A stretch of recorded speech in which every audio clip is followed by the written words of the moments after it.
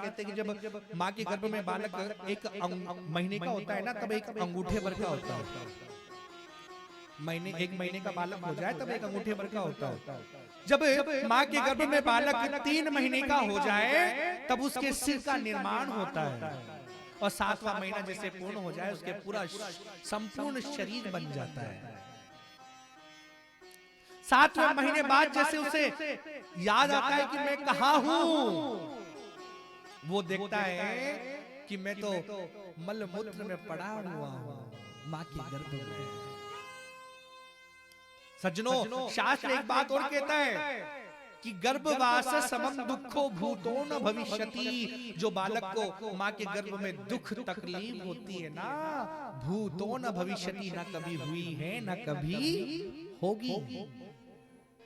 अब आप सोच रहे होंगे, लो माँ के गर्भ में कौन सी तकलीफ भला? अच्छा, सुख से तो है ना, ठंड लग रही है ना गर्मी लग रही है ना प्यास लग रही है ना भूख लग रही है ना कमाने की झंझट ना खाने की झंझट।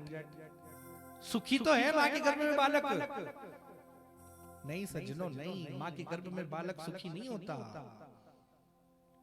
जब बालक माँ के गर्भ में होता है ना, तो एक मांस का गोला होता है, उसके शरीर पर त्वचा नहीं होती, चमड़ी नहीं होती। और उस समय क्या होता है कि हमारी माताओं को है ना खट्टा मीठा खाने की शौक चढ़ता है, मन करता है।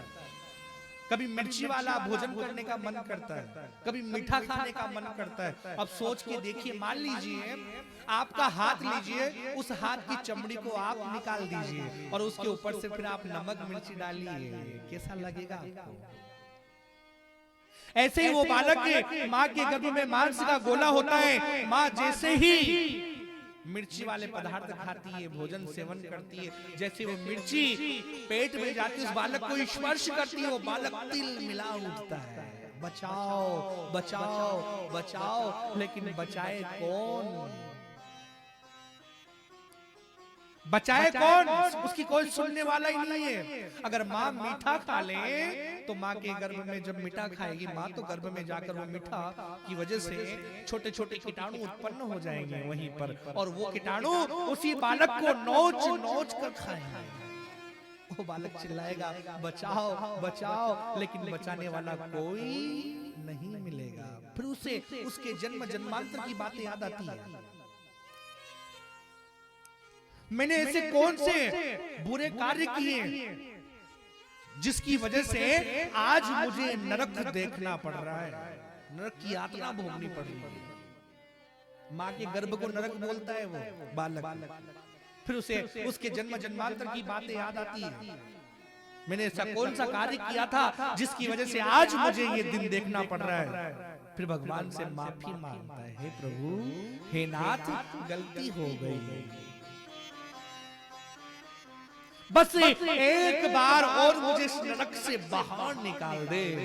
सिर्फ एक बार प्रार्थना करता है माँ के गर्भ से बालक, हे नाथ, सिर्फ एक बार और इस गर्भ से बाहर निकाल दे, इस नरक से बाहर निकाल दे। तेरा ऐसा भजन करूंगा, इतना भजन करूंगा कि दोबारा मुझे इस नरक में आने की जरूरत नहीं पड़ेगी।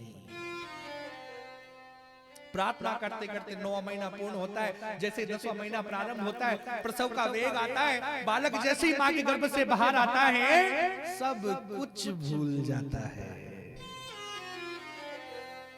जो माँ के गर्भ में उसने भगवान से वादे किए थे, प्रार्थना की थी, वो सब कुछ भूल जाएगा और बाहर आते ही उसका मन 2 जगह बढ़ जाएगा, माँ की ममता में और पिता के अनुराग में।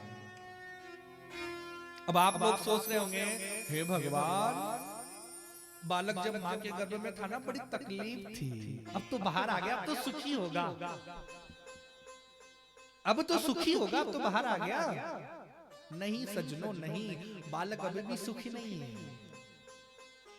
बालक को माँ ने चारपाई पर सुला दिया और अपना काम करने लग गई माँ, हमारी माता।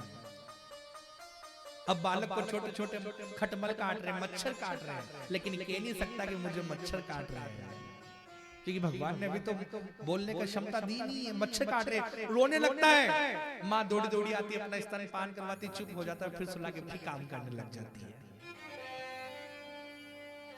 कभी उसके पेट में दर्द है तो भी नहीं बता सकता कि मेरे पेट में दर्द है, सिर में दर्द है तो भी नहीं बता सकता कि मेरे सिर में दर्द है, बस रोता रहेगा रोता रहेगा। थोड़ा और बड़ा हुआ